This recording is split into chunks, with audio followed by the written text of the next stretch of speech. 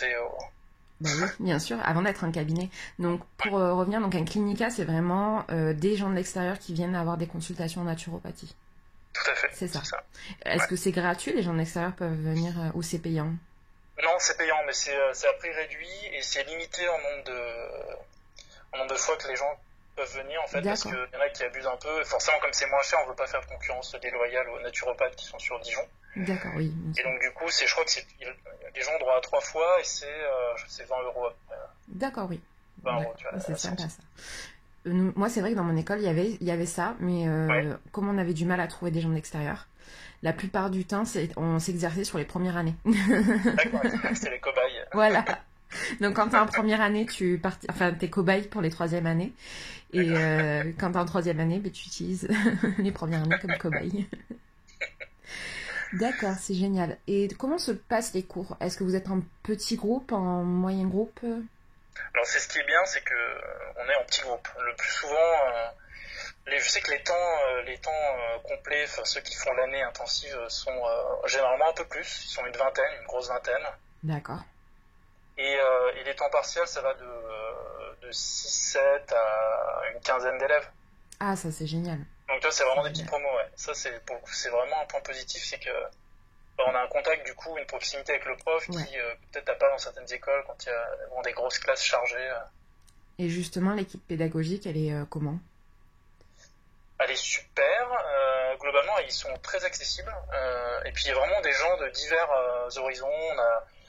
On a une prof qui est pharmacienne, une autre qui est infirmière anesthésiste, on a un médecin, des ostéopathes. Enfin, voilà, on a vraiment différents profils. D'accord. Et voilà, donc ils sont assez accessibles, ils nous donnent les mails, on peut les joindre si on a des questions. Donc voilà.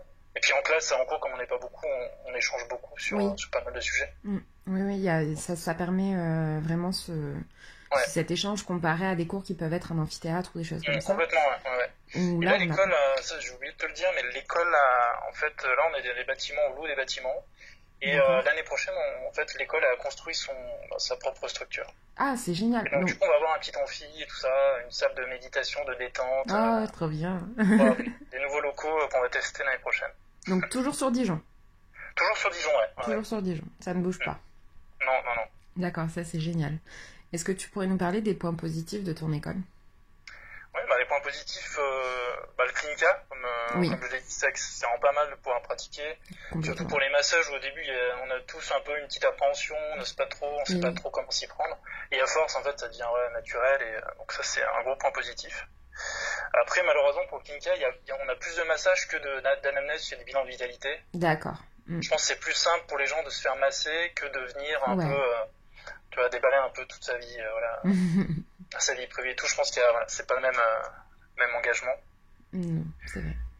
Et donc voilà, bon, l'accessibilité des profs, la Mm. nouvelle école, et puis là, le nouveau cursus bachelor, master est intéressant. Parce que là, pour D'accord. l'instant, moi, je suis au niveau bachelor, mais c'est vrai que pour ceux qui veulent pousser, le bachelor, il y a 1300 heures, à peu près, un peu plus. D'accord. Et le master, il y a 900 heures en plus, où là, vraiment, on va pousser dans les détails pour les gens qui veulent se spécialiser. D'accord. Donc en fait, si on veut être reconnu par la Fédé au niveau européen, il faut qu'on aille au niveau master, c'est ça? Non, non, le bachelor est Non? reconnu Le aussi, bachelor est mais au reconnu. niveau bachelor, quoi, du coup, bac plus 3. Et le D'accord. master, c'est bac plus 5, c'est équivalent à bac plus 5. Donc du coup, il faut rajouter 2 ans. Alors, le master, je crois que c'est 15 mois, donc c'est D'accord, un peu ouais. plus d'une année. Ouais, c'est un peu plus d'une Et année. c'est les cours les week-ends, là, t'as pas d'année intensive, c'est vraiment cours tous les 15 jours. D'accord. D'accord, d'accord. Ça, c'est intéressant, parce que je crois que c'est la seule école en France qui fait ça. Ouais, notre directeur, il est vraiment motivé pour s'américaniser dans le bon sens du terme, tu sais, avec des bachelors, des masters, voire je Ouais. pense des doctorats à moyen terme, je pense qu'il aimerait bien. Et là, il est devenu, je sais pas si tu le sais, mais il est devenu directeur de la FENA. Ah non, je savais pas. Je croyais que c'était Euh, toujours Dominique Léot-Zakoval. non, bah du coup, non, il a passé le relais à D'accord. Youn, Diao, et du coup, c'est que je pense qu'il va pas mal faire bouger les lignes, à mon avis, au sein de la FENA, pour la reconnaissance de la naturopathie et tout ça. Ça serait intéressant. Donc ça va être bien. Ça serait J'espère. intéressant. Ça, c'est sûr. D'accord. Voilà pour les points positifs. Et puis après, je n'ai pas encore parlé, mais de la spécialité de l'école, Ouais. Mm. la médecine fonctionnelle. Donc, qu'est-ce que c'est? Parce que moi, j'ai découvert tout juste là. Je ne Bon, savais moi, même avant pas. de faire l'école, je connaissais pas non plus. Et en fait, il y a un peu des grands médecins tout ça aux États-Unis qui ont développé ça. Et en fait, c'est le croisement de la naturopathie, des grands principes issus de la médecine traditionnelle, D'accord. naturopathique, avec, tu sais, on dit ça en anglais avec mon accent pourri, mais l'evidence-based medicine, tu sais, tout ce qui est prouvé scientifiquement. D'accord. Et c'est le croisement de tout ça, en fait. Ils essaient d'unir les deux pour en prendre que le meilleur. D'accord. Et du coup, on a toute une méthodologie qui est issue de ça, qu'on apprend en bachelor. Ouais. Et en fait, ça va être un moyen de récolter. On nous apprend à récolter les informations, à les classer, à les organiser et à prioriser des actions pour faire différents suivis naturopathiques et pour que ce soit vraiment individualisé et trouver la cause en fait. Donc c'est vraiment super intéressant. C'est très poussé. C'est très poussé, ouais. C'est très poussé.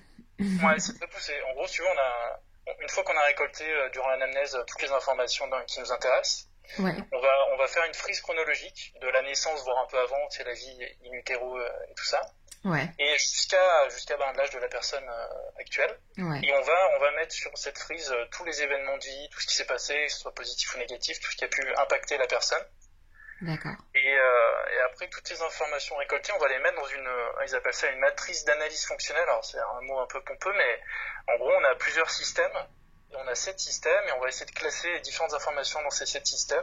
Ouais. Et ça va nous permettre en fait de sélectionner les systèmes physiologiques qui sont déséquilibrés, de faire des liens et de pouvoir individualiser au maximum le suivi naturopathique.